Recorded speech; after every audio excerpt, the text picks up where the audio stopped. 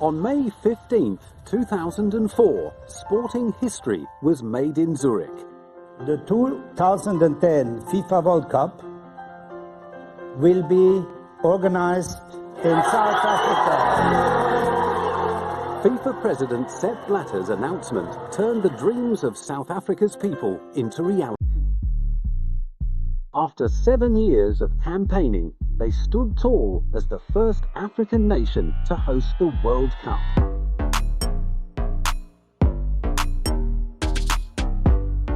Game On leaves no stone unturned on the road to the 2010 World Cup. I think we've proved to the world that we are a country that must be counted on when we talk about countries that can do wonders. Discover how sport can unite a nation. This is the story of South Africa's incredible journey to host the World Cup. FIFA made a landmark decision that the 2010 World Cup would be hosted on the African continent. This is the will of the executive committee, or let's say by the president, to say we have to go to Africa. And why to Africa? To give back something to Africa. And now we are here, and we trust Africa. You trust Africa. Socrates trust Africa. International audience here, you trust Africa. And we will have a wonderful World Cup. This is the story of my love to Africa, and that's why I'm so happy to be here today. The Rainbow Nation suffered an agonising one-vote defeat to Germany in their 2006 World Cup bid.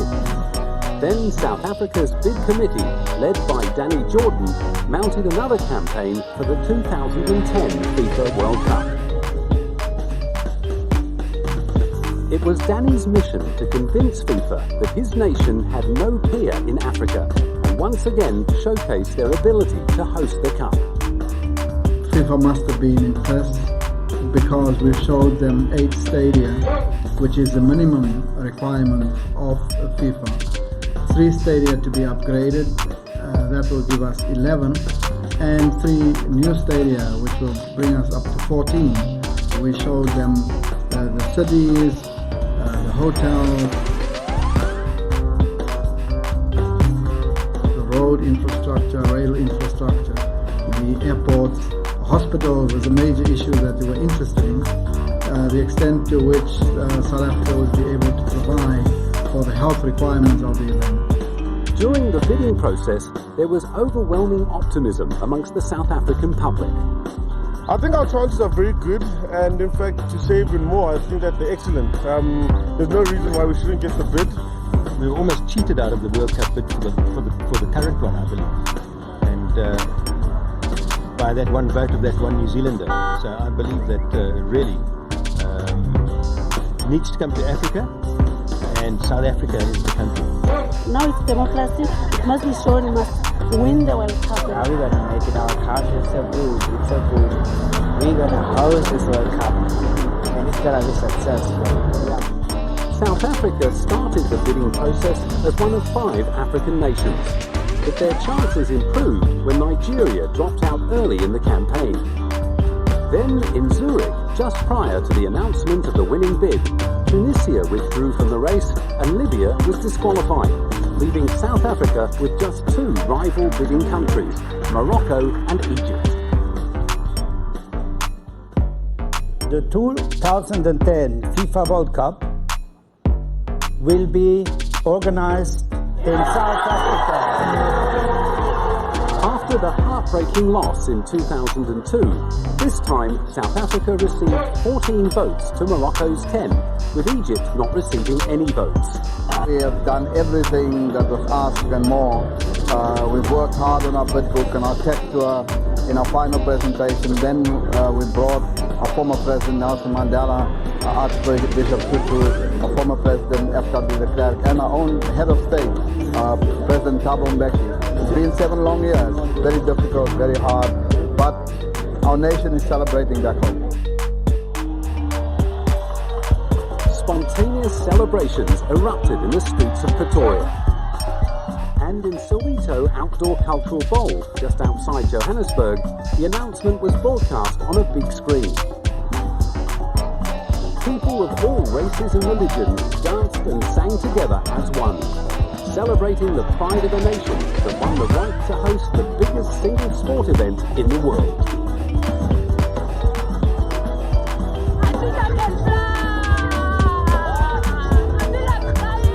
In Cape Town, people took to the streets marching and waving signs, not in protest, but a march of jubilation.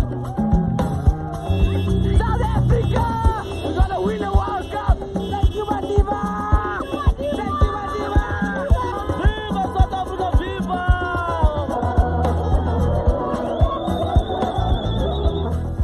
And in Pretoria, President Thabo Mbeki joined the celebrations and spoke to the nation. Yesterday we were in Zurich and addressed the President and the Executive Committee of FIFA. And today they took the correct decision. So for all of us, all our people right through the country and all Africans throughout the continent, I think it's time now that we go out and celebrate.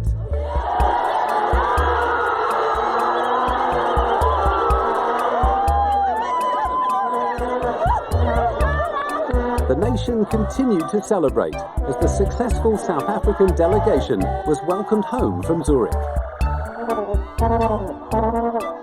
Danny Jordan, leader of the South Africa World Cup bid, was on an emotional high as he was cheered and embraced by hundreds of local fans.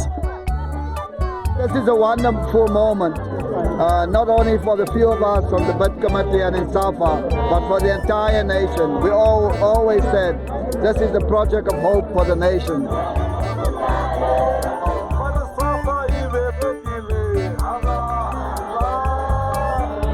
These scenes of euphoria are inspiring, but to truly appreciate South Africa's journey to this moment in time, one must remember where they came from and the incredible man that led them here. Nelson Mandela was a leading member of the African National Congress, the ANC. The ANC opposed South Africa's white minority government and its policy of racial separation, known as apartheid. It is useless and futile for us to continue talking peace and non-violence against a government whose reply is only savage attacks on an unarmed and defenseless people. Mandela was captured and jailed in 1962, and in 1964 he was convicted of treason and sentenced to life in prison. He began serving the sentence on Robben Island near Cape Town and became a worldwide symbol of resistance to racism. After 27 years, South African President F.W. de Klerk finally released Mandela in 1990. Later, he and de Klerk shared the Nobel Peace Prize. Mandela was elected the country's president in 1994. He received great support from world leaders during his campaign to dismantle apartheid. They put a lot of pressure on the South African regime to abandon apartheid. Eventually, we won that battle.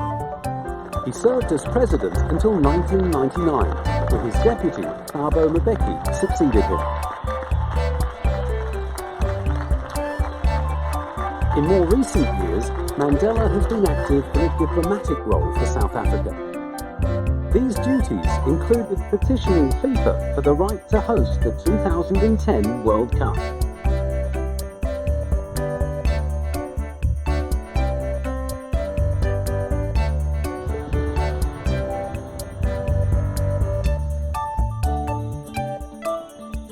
FIFA President Sepp Blatter joined President Thabo Mbeki at the official ceremony celebrating the start of construction of the South African Football Association headquarters for the 2010 World Cup. You are going to build a house on African soil, on South African soil, and at the foundation there will be trust and confidence and solid faith into your own country. Then you will start to build the walls. And let's say the walls are on one side is the democracy, and then the other side is solidarity. And then you put a ceiling, and the ceiling is the unity. And this is wonderful to see here in this country how football can unite a people. But let me say on behalf of the government, we are indeed very, very pleased that we are moving on this matter, because soccer is very central to the life and the future of this country.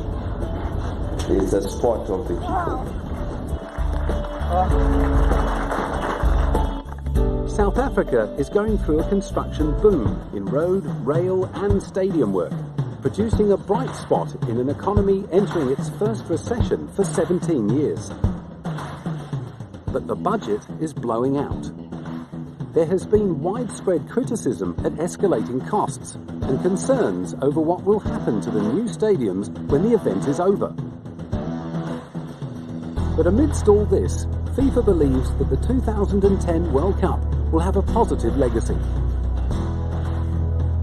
This is also investment into African football, and if I think of all the transportation systems, roads, rail, planes, you have telecommunication systems, we have security, so there's so many aspects which of course cost, but again the major part of these costs are investment in the future. And I think this is, for me, I think very, very important that the 2010 FIFA World Cup is an investment into the future. And there is a legacy, and there will be a wonderful legacy for this country. Despite infrastructure improvements, there was widespread pessimism that South Africa would struggle to host a major sporting event of this scale. Danny Jordan addressed the media in London to quell these fears. This will be an African World Cup, but this will be a world-class event. And immediately when you say that, it appears that there's a contradiction between it being African and it being world-class. And so we want to show that actually there's no contradiction between it being an African World Cup and it being world-class. The focus has essentially been, and for the media as always in major events, it's focused on the stadium, because you can see whether there's progress or not. The 2010 World Cup will have 9 host cities and 10 stadiums. 6 of these stadiums are newly built, and the remainder have had significant upgrades. Johannesburg's Soccer City Stadium will host the first and final matches with a capacity of 94,700. South Africa looks to be set to facilitate the hundreds of thousands of fans attending the event. But they will also have many more armchair viewers. You know, the television figure, the last World Cup was 30 billion, you know, watching the World Cup, watching all the games. So the whole world is focusing South Africa. So that's I think it's a gift from God, you know, to host the World Cup. South Africa is undergoing major upgrades to facilitate the world's media requirements. In terms of capability, of course, we're looking at huge upscale levels of reliability, technologies such as our automatic switch transport network. With hundreds of thousands of tourists and media descending on South Africa in 2010, accommodation and transport hold the keys to a successful event. We will have 450,000 visitors coming next year for the World Cup. As foreign arrivals, we will have over 3 million people participating. We have enough rooms. The challenge that we have is to get people from where those rooms are to the matches on the day that the matches take place. And that is why we must have in place the bus rapid transit system, and also the high-speed railway system, but also flights to and from those areas where the accommodation is.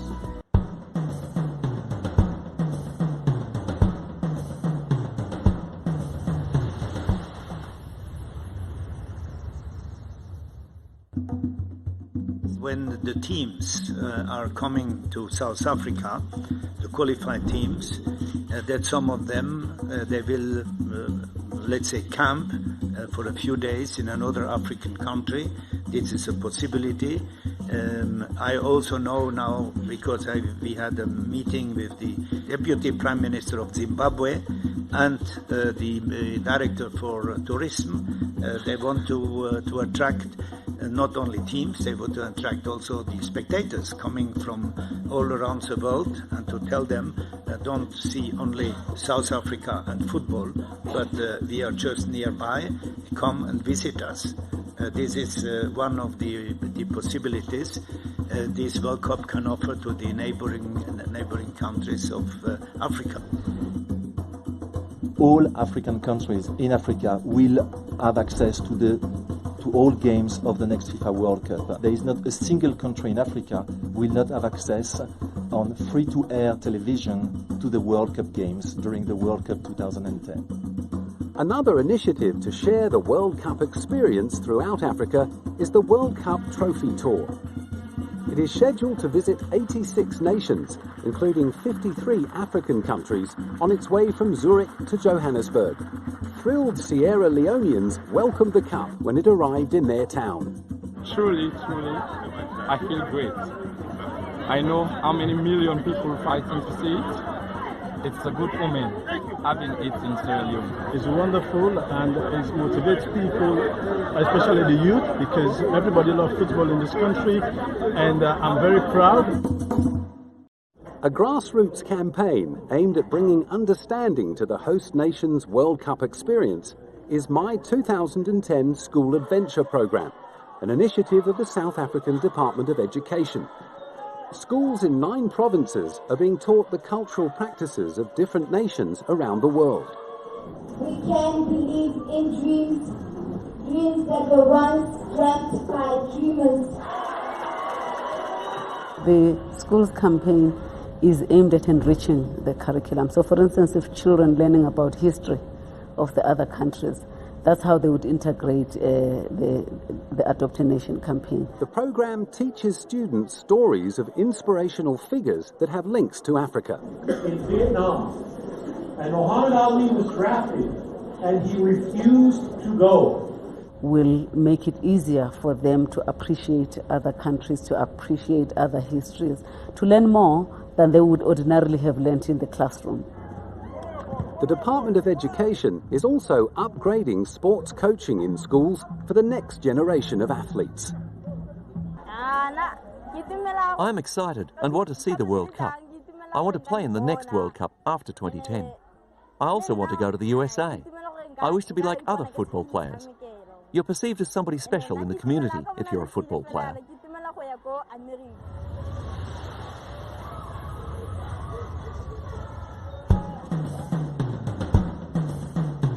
In Soweto, Johannesburg, FIFA President Sepp Blatter conducted his first inspection of Soccer City Stadium since construction began. We have had a lot of problems to bring the World Cup once to Africa. Now we have it here, and you may be ensured that nothing can now be against this World Cup here in South Africa. Nothing but God. He also denied rumours that FIFA had a fallback plan to allow another country to host the 2010 World Cup if South Africa is not ready. People are saying, or some of them are saying, we can do it better somewhere else. They cannot, because it will be a wonderful World Cup, I tell you.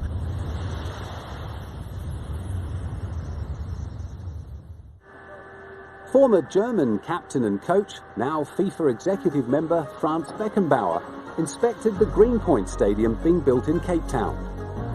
Beckenbauer caused a stir in 2006 when he was reported to have said that South Africa's effort was beset by big problems. He later said his comments had been falsely portrayed and was quick to praise Cape Town to the local media. And I'm very, very happy to be here in this, one of the best and nicest cities in the world, Cape Town.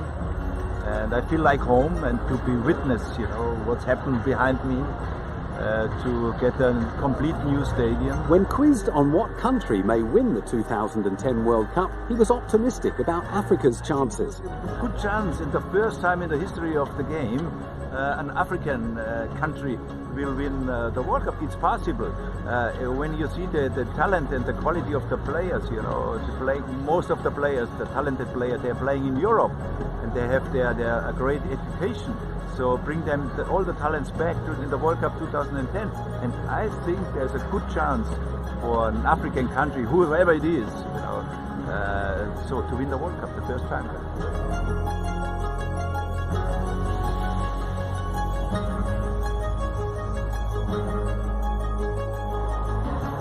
Alan Lieblang, head of FIFA's Communications and Public Affairs, was upbeat at his press conference after an inspection tour.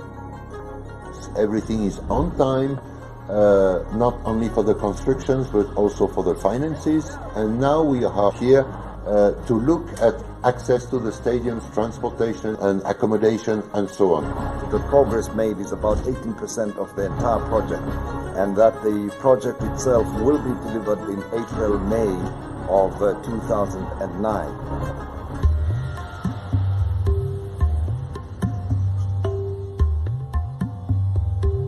South Africa's preparations to host the 2010 World Cup could cost up to 20% more than budgeted.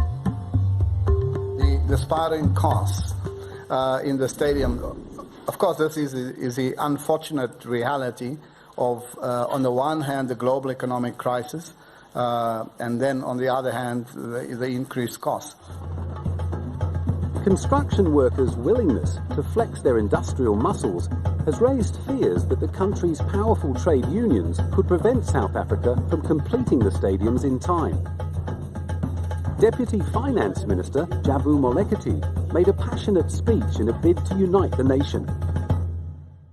I think all South Africans, workers, business, ordinary people are excited about the hosting of 2010. But we know that in life, every occurrence has its own challenges. And I think South Africa is mature enough, and we have a labor relations that is mature, will be able to resolve this dispute if and when they arise. But we must not create an impression that all of a sudden there is a threat to South Africa's ability to host and to deliver on 2010.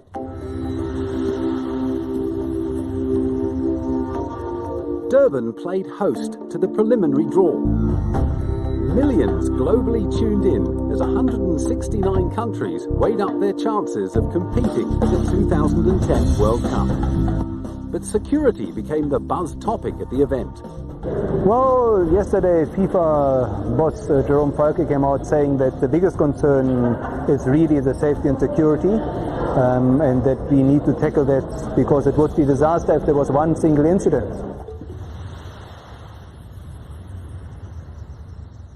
Two assailants opened fire on the bus carrying Togo's national football squad to the African Cup of Nations tournament in Angola. An assistant coach, press officer and driver were killed. Two players were shot and injured. FIFA are, like everybody else, perturbed that it happened in the first place and that such an incident actually happened. As you can imagine, football is the most popular sport in the world, and everybody was on their way just to play football. And an incident like this is a tragic incident. Togo's Prime Minister insisted the team leave the country, sparking concerns over security in South Africa for the 2010 World Cup. The feeling on the streets of Johannesburg was divided. Already people have a perception about Africa that is not safe, you understand? So if a game that is supposed to bring people together is being disrupted by this, then it means people will think again, you know, coming to Africa is not safe. I think we are a bit more organized than most African nations. I mean, we are somewhere between the first and the third world, which shows that we have the potential to actually, you know, impact more. We have the potential to actually do better for the football instead of harming it. I don't think it should affect the World Cup as such because it happened in Angola and it was the Africa Cup of Nations, not the World Cup. So obviously there have been measures put into place to protect people when they come here. So people outside the country should not be freaked out or anything. They should not be scared to come to our country because they'll be safe. South Africa's record of violent crime is one of the worst in the world. Protecting the tourists and athletes attending the 2010 World Cup is of huge importance for the image and economy of the host nation. Our country have 9.5 million tourists a year. And on average in December we have more than 800,000 tourists, and we safeguard those tourists. In any case, we've hosted 147 major events in our country, and we never had a single incident. So we are quite confident. FIFA are not new to dealing with security concerns and know prevention works best. To make sure that they are not entering into the country and they will not disturb the event. But it could happen. But we are very well aware about who they are and how to stop them or block them. The South African police force has also been formulating strategies to deal with any problems that may arise. We're going to approach this in two ways. We're going to approach it a proactive way as well as a reactive way. The proactive measures that we have in place is we're working very closely with Interpol. They are in the process of establishing what is called a dangerous and disruptive person database, which will assist us in identifying people that may pose a potential danger to the tournament as far as organized fighting or hooliganism is concerned. Also, what we're doing is that we're going to ask the countries, the participating countries who know or have identified people that are related to this type of behavior to assist us in keeping back those potential troublemakers. We are putting on the street tens of thousands, more police officers, better trained, better equipped. So I think we really need to portray the hospitality of Africa, the hospitality of South Africa and the people as the main trump cards. Of all the things I've done before, these are the ones that make my life worth telling. I've been to a city that never sleeps. The 2010 World Cup will be the biggest sporting event ever held in Africa, and a successful advertising campaign is critical to making the event a success. What I'm missing is advertising campaign, publicity, public relations, banners. When you arrive at the airport, FIFA's World Cup, FIFA's Confederations Cup, we are ready. Come and visit us. But not only here in this country, but also in those countries, at least where you know now the teams are already qualified for the World Cup, or the regions. Do something. The South African Tourism Authority did more than just something. Take a journey. They launched this stunning international advertising campaign. To the place that gave birth to all of humankind. Where the sky is so vast, even 1,000 hills are not too many. A place of such beauty, even God has a window on it. Come and fall in love with a land rich in romance, adventure, and mighty legends. If we look at tourist arrivals in South Africa over the last few years, we have been doing much better than the global average. We have and we are still outperforming all our direct competitors. People have been coming to South Africa in increasing numbers. 120 heartbeats per minute, 2 million hectares of wilderness, 0 fences. A stone's throw away from the real Lion King. So this is your first World Cup, where you can watch the match in the stadium, England versus Argentina, and then 15 minutes later, you can take a walk next to or behind the lions. And depend on your mood on the day, you can engage with the lions. We are going to deliver the best ever World Cup, and in in an ambience, this ambiente, the African ambiente, when you are drummers and dreamers and dancers and bring this continent, not only to South Africa, but bring all the continent a little bit in shake, not too much, but a little bit, go in. South Africans love dancing almost as much as they love soccer. These two passions came together in anticipation of the country hosting the 2010 World Cup. The disky dance was initially created for an international television advertisement. It is loosely based on South Africans' unique style of soccer moves, and the dance has captured the imagination of the nation.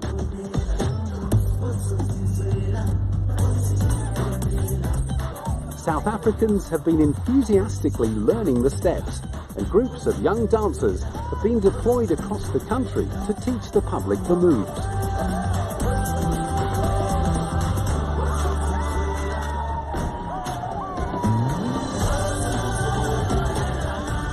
The dance is also being promoted online. First movement. Okay, we're going to do this. Okay, here's your soccer there, soccer ball there. So what you're going to do is this, you go bah, and then you hold, it comes up. Then all you do is 1, 2, 3, 4. So now, can we all do that? Okay, the first one.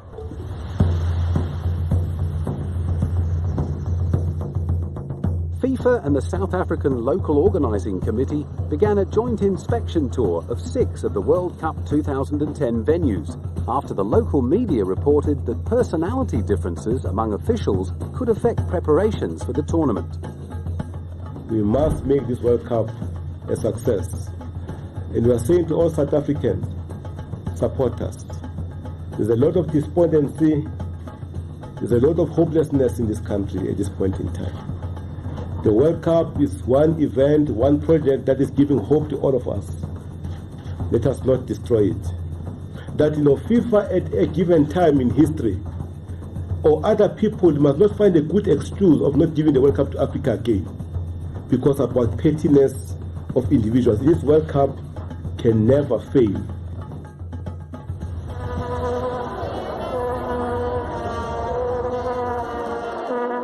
The vuvuzela is a plastic horn that has been a feature of the local South African football scene for years. Vuvuzelas made the headlines around the world when international broadcasters objected to the monotonous sound of the horns. They were concerned that their commentators' voices would be drowned out and appealed to FIFA to ban the instrument from all venues. It is a bit noisy, however it's part of your football culture, so I think to ban it from a stadium is a very harsh decision. It can't be taken away, it's what we want in our stadiums. Later, FIFA President Sepp Blatter simply pointed out that the horns would not be banned. Sometimes in Europe, stop the vuvuzelas. Why the hell should we stop the vuvuzelas? Let the vuvuzelas. Due to all the controversy, business is booming for a company that manufactures vuvuzelas in Cape Town. The vuvuzelas actually become the official language of celebration, of celebrating football, because there's so much diversity in our country. And for the foreigners that do come into the country that could not, maybe not understand those languages, they can understand the language of the vuvuzela. The vuvuzela may not be everyone's cup of tea, but it's going to have a loud presence at the 2010 World Cup. With only 500 days until tournament kickoff, Sepp Blatter was all smiles. I'm a happy president. So when we look forward to the next 500 days, in this year specifically, we must deliver the Confederations Cup, must deliver the final draw of the World Cup, we must sell the tickets for both the Confederations Cup and the World Cup, sell hospitality packages, fine-tune our security plan, our transport, accommodation, and all of those plans. So it's a lot of work still to be done. But we are happy and inspired to go on and complete the task. So I would say that the infrastructure, it's okay, and now we have to work on how to make this World Cup, how to give life to this World Cup. So that's the main task we have, Danny Jordan and myself, with our teams today up to the 14th of June.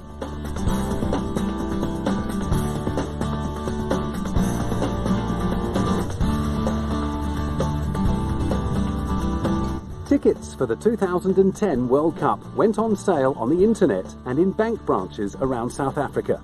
700,000 tickets were available for purchase out of a total of just over 3 million for the 64 games. Danny Jordan addressed his staff at FIFA headquarters in South Africa. The World Cup is going to happen in South Africa, and everything, but everything, will be in place to deliver a wonderful event. And that is an irrevocable undertaking that you are giving to the world, where you have the demand for the tickets far outstripping the supply of tickets. You have to put in a system that everyone has an equal and fair opportunity. We've made specific provision for the socio-economically challenged fans in our country, and therefore we created a special category 4 ticket which will be sold at $20, and then we have to make provision for the African fans. But it is a World Cup, and African fans will have to compete with all of the fans throughout the world. And the second part of that is to create fan parks, free access to the fan parks, and there the African fans can celebrate with all the other fans all over the world in what would be an African celebration.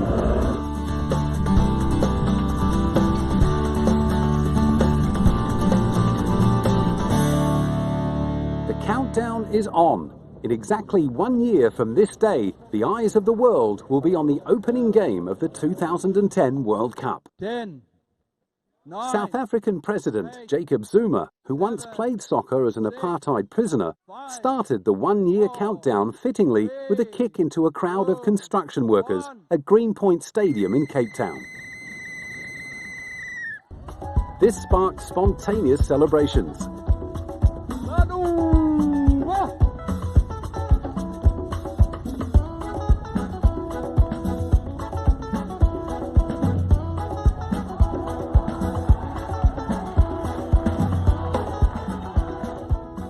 Now it's just 1 year before there is a kickoff. I think we've proved to the world that we are a country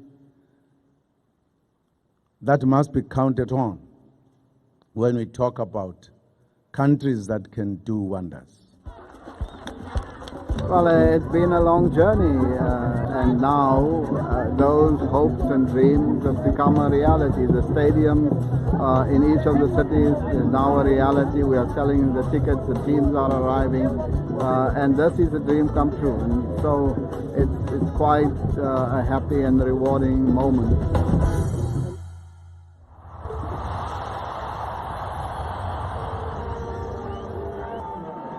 FIFA's Confederation Cup tournament was vital in gauging South Africa's readiness to host the 2010 World Cup. The day after the final, FIFA President Sepp Blatter gave his assessment of the event using an amusing analogy. You are on the way to go to the university, but you're just missing a half a point for the university. University would be 8, so I would say you are at 7.5, and 7.5 is if at the beginning of the next activity, and this is the draw, if you get a half point more, then you can go to university. And then at the end of the World Cup 210, I would like to give you the 10, then you are in the Masters. South African construction workers downed tools all around the nation, halting work on stadiums and the high-speed rail project. The strike was led by the National Union of Mine Workers. They demanded a 13% pay rise for about 70,000 employees. Well, 2010 is going to benefit all of us. It's not that we are insensitive to the 2010 projects, but that doesn't mean that we have to sacrifice and compromise everything, more especially in the construction industry. We hope that with the engagements that are taking place behind the scenes, then we'll end up coming to an agreement very soon. In fact, we are saying we are giving them an ultimatum to bring the 13%. That if they are not bringing that 13% in a week's time, it is likely that we will raise the bar to 15% and say it's 15% or we strike until 2011. The strike put South Africa's preparations into jeopardy. But fortunately, a week later, an agreement was made. After quite tough and interesting negotiations, the parties to this process are ready and will sign before you an agreement which resolves the dispute. Come on, come on, take hands. I think it's, we are pleased to basically announce that after a very long struggle, the parties have agreed with a percentage increase of 12%. That as from the union, we see that's a big achievement or victory or gain for workers in the construction industry. The workers concluded their industrial action as they started it, in song. But this time, it had a joyful tone.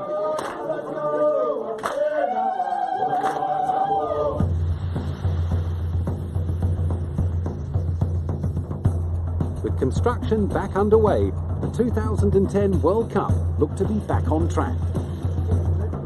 This inspection gave us a high comfort level of what's needed. We've indicated that we've had previous inspections in the past where we were looking really at drawings on the table, and then we were starting to see some of the walls develop. Now those walls have paint on them, the floors have the covering on them. We can clearly identify where the buses are going to drop off the teams. We can look at how we're going to cater for the spectators as they come to the stadium, and most importantly when everyone leaves, which will happen en masse. So I think this inspection has given us a high level of comfort. Ireland's controversial qualification loss to France made headlines all around the world. Ireland's World Cup hopes were dashed when French skipper Thierry Henry controlled the ball with his hand before picking out his teammate, who buried a header and booked France's berth into the 2010 World Cup. Now, naturally, everybody is asking what is fair play, what is not fair play. There was a request made by the Irish FA when we met them with President Blatter in Zurich. They have asked, can't we be team number 33 in the World Cup? That's, yeah, they have asked for that, really. The FIFA president was very clear by saying it's impossible because Ireland will not be invited to play at the World Cup.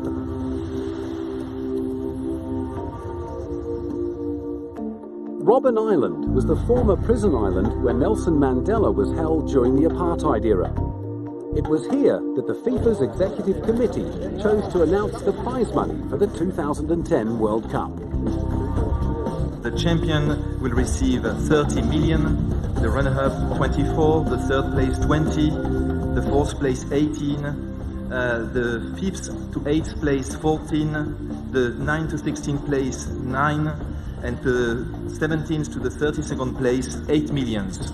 To all these amounts you have to add 1 million because we will pay immediately, and we have even already transferred the money of $1 million USD, $1 million USD to all 32 teams.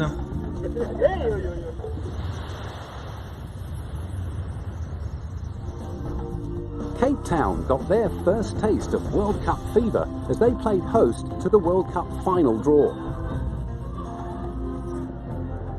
Thousands gathered in the central business district and partied prior to watching the draw live.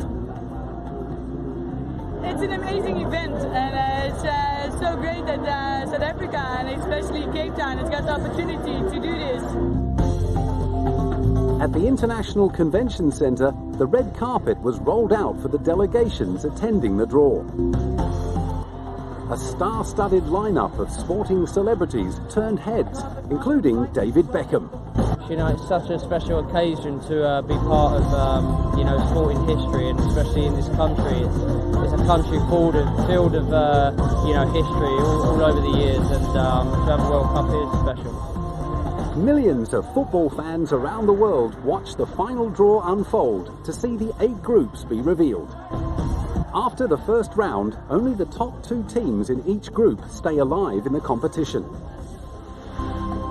Host nation South Africa was joined by Mexico, Uruguay and France in Group A. This group draw was well received by the fans in Cape Town.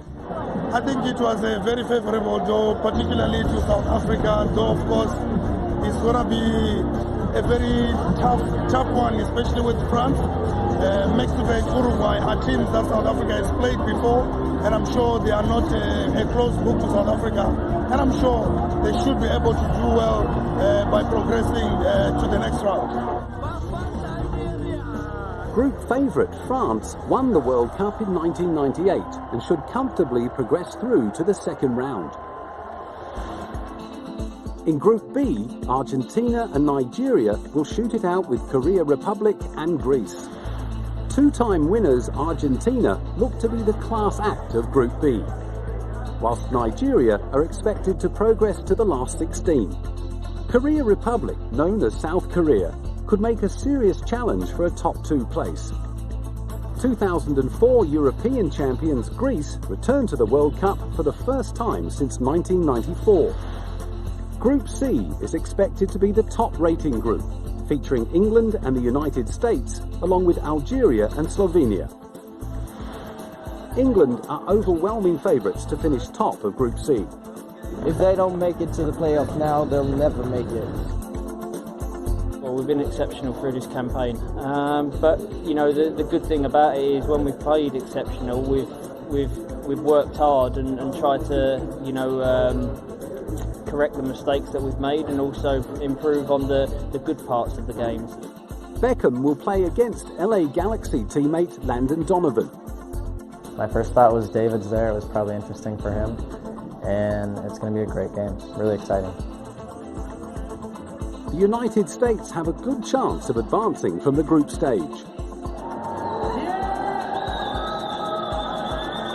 Algeria is back on the world stage after a 24-year absence, while Slovenia may struggle to progress. Group D has been tagged as the Group of Death, pitting Germany, Ghana, Serbia and Australia against each other. Germany share the record for the most World Cup finals with Brazil and are clear favourites.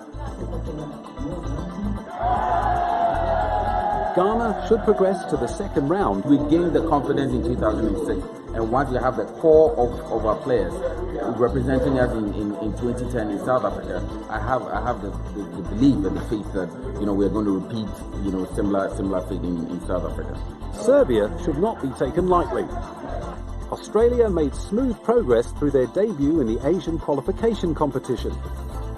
I think it's very hard for them, but I'm optimistic. I think if they go through and put up a good fight, it would be excellent because it would be great to see us in with a chance of getting a World Cup down here. I'll give them no chance. I really do. Group E promises to be one of the tightest in the tournament, bringing together European teams Denmark and the Netherlands. Japan and Cameroon round out the pool. The Netherlands were flawless during the qualifiers.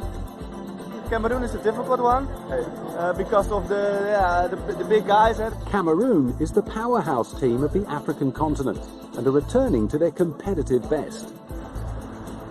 Denmark returns to the World Cup finals after not qualifying in 2006.